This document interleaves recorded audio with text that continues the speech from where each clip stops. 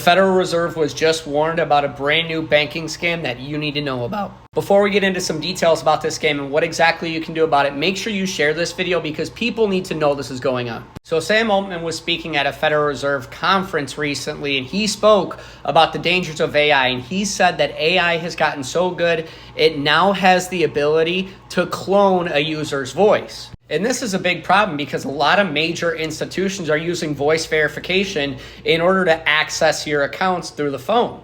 And that means that since AI has gotten so good and voices are indistinguishable from an actual person and AI, voice verification is no longer a reliable source of authentication. And this is a major problem for the Federal Reserve and big banks because voice authentication was supposed to be one of the most secure authentication methods in banking. Since AI has advanced as fast as it has, it's no longer a useful method. And this has left the Federal Reserve and big banks scrambling to figure out how they can create a better method to protect their consumers.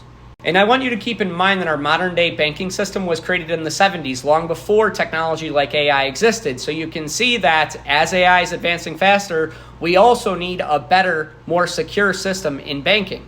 And this is partially the reason why we've seen so many laws being passed for bank deregulation than we ever have before, because right now that old system isn't working. So we need to move to an alternative system, which means a little bit less regulation until we figure it all out. But in the meantime, what can you do to protect yourself? Well, the first thing you should be doing is setting up a two-stage verification, meaning that you're not just calling in and giving your voice, you're also turning on an additional form of verification, whether that be an email or a text message. Something else needs to be in place other than just voice recognition. And then, of course, there's account alerts that you should already have set up anyways, but account alerts basically flag transactions that are out of the normal from your normal banking. So your bank actually recognizes your spending patterns from how much you're spending to where you're shopping at. If any irregularities start to pop up, you're going to get account alerts. If you don't have these on, make sure you turn them on. All banks offer them. And the last one is going to be set up some sort of credit monitoring system where your credit is constantly being checked for you.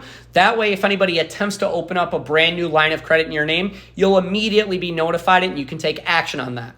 So that's a new scam alert that you need to be aware of and how you can actually combat it. But again, make sure you share this because there's going to be a lot of victims of this scam.